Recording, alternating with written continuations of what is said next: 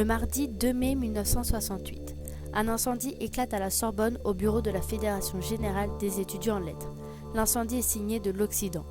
Occident est un groupe anarchiste de la faculté de Nanterre avec en tête l'étudiant Daniel Cohn-Bendit qui réagit sur les arrestations d'étudiants lors d'une manifestation contre la guerre du Vietnam le 22 mars 68.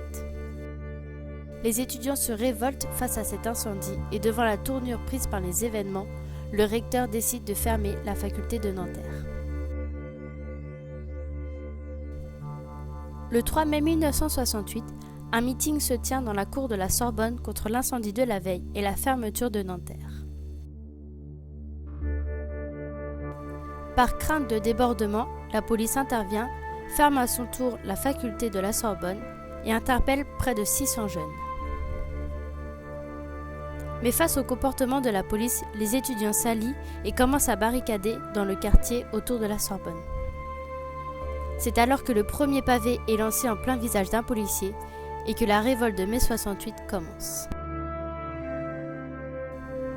Le lundi 6 mai, Daniel Cohn-Bendit et 7 autres étudiants passent en commission disciplinaire pendant qu'une manifestation de solidarité se déroule au quartier latin et engendre un affrontement avec la police.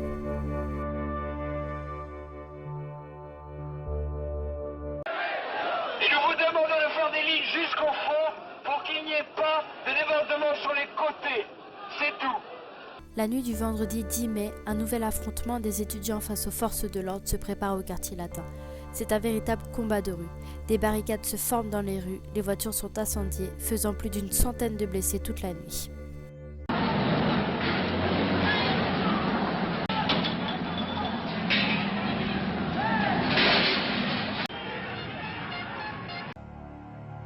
J'appelle tous les manifestants à se retirer du quartier latin.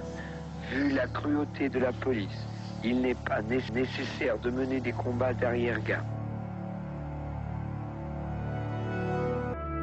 Au lendemain matin, le spectacle est saisissant. Les rues sont dévastées, dépavées, comme si la guerre y était passée. Près de 400 policiers ont été blessés, sans compter les étudiants. Et plus de 500 jeunes ont été interpellés cette nuit-là. Face à cet événement, le Premier ministre Georges Pompidou cède aux revendications et réouvre la Sorbonne. J'ai décidé que la Sorbonne serait librement ouverte à partir de lundi. À la suite de ces événements, c'est un mouvement de solidarité de la part des ouvriers qui se forme. Le lundi 13 mai, tous ensemble, ils manifesteront contre la violence de la police. Ils seront près de 300 000.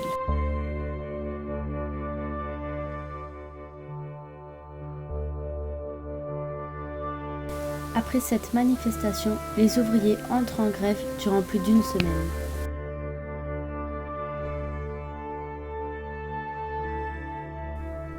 Mais c'est au vendredi 24 au soir que les étudiants recommencent une nuit de barricades comme le 10 mai. Pour cause, l'étudiant Daniel Cohn-Bendit est expulsé vers l'Allemagne.